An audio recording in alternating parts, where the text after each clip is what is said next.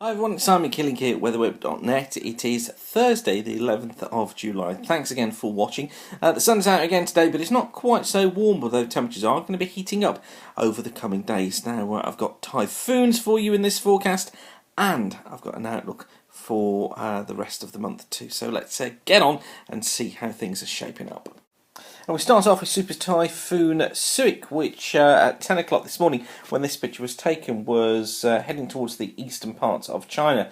You can see here this is the sun setting over the Pacific Ocean and over the typhoon during this morning. The whole feature heading its way in a westerly direction. And if we just zoom in a little bit on the typhoon, it's lost its coherence that it had yesterday a little bit, and that the eye wall isn't quite so strong, but as it moves eastwards, it is going to be strengthening. And this is the forecast track.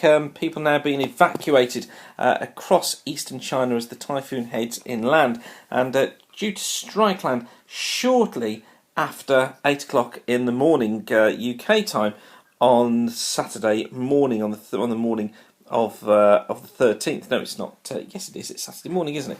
The 13th of July. So we'll be keeping an eye on that, just to see how strong it is when it goes in. At the moment, the forecast is for wind gusts as it hits land to be up to around 115 miles per hour, with mean speeds, average wind speeds, approaching around 95 miles an hour. So it certainly is a big feature. No worries like that here in the UK, though. Plenty of sunshine around and staying warm too. This is the temperature profile for Birmingham for the next week, and you can see how temperatures are kind of hovering around that 26 to 27 degrees Celsius mark, having warmed up through the course of tomorrow and into Saturday. Very little rainfall around, just 1 or 2 showers seen by the model.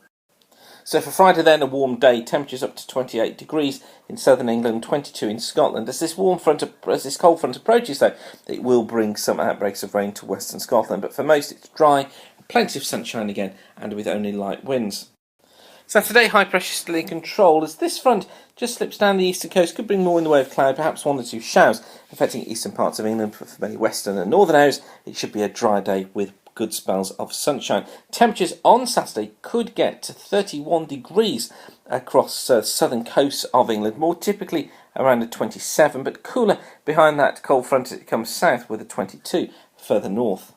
We're looking at a good day for Sunday too. High pressure in control once again. Lots and lots of sunshine around, just light winds. And again, I think we've got to go into a hot day here.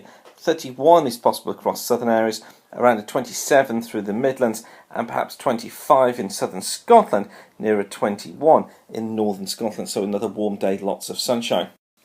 No change for Monday. High pressure still holding on across the south. This front up towards the north will be slipping its way southwards, bringing some cloud and spots of rain into northern Scotland. But for most of the country it's dry. We've got lots of sunshine around again, and another warm one, I think up to around 28 in the south, but near an 18 in northern Scotland behind that front where we see some spots of rain. But generally light winds for everyone coming in from a westerly direction at around 10 to 12 miles per hour.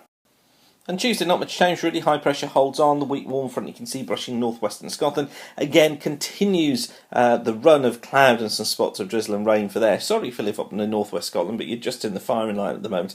But elsewhere, dry, warm and sunny once again with light winds. Now, lots of talking forecast of dry and warm. What about the long range? How long does it carry on? Well, this is the prediction from the CFS model, and as always, we've got to treat this with a bit of a pinch of salt. But the red, the red line here is maximum temperature, running right the way through, look, until the middle part of August. And you'll notice this kind of up and down trend. But generally, look, if you put a line through the middle of that, it's something like that. So actually holding at 21 to 22 degrees, some warmer spells in there as well. It looks as if some really warm weather is going to be holding on with little change in temperature during the coming few weeks. According to the CFS, of course, things can change, but that's what the CFS is looking at just at the moment.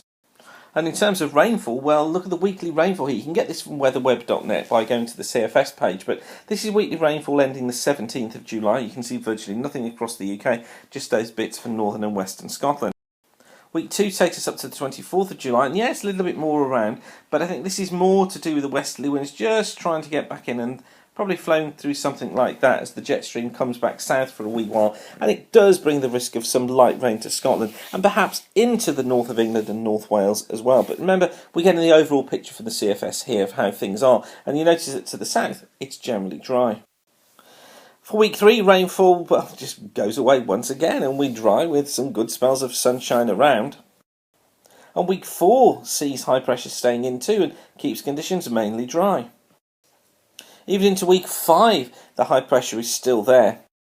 And it's not until week 6, which is the week, the week from the 14th of August through to the 21st of August, that the model's actually saying, okay, we'll get a breakdown coming through with a jet stream by then, somewhere a little bit further south. So the CFS this morning, again, is trying to keep us dry for several weeks, and again leaves it until the middle part of August before we see a proper breakdown coming through. As I said, you've got to treat it with a pinch of salt, but it's just interesting to see that there, and to see that the CFS has been consistent in its predictions over the last few days and weeks. So once again, thanks for watching weatherweb.net. Remember, we are kept free of charge by the adverts you see around the screen here, and by you coming back and using the site and using the adverts, that's what keeps us free of charge. So thank you for doing that. So for now, keep the sun shining and have a great day. Bye for now.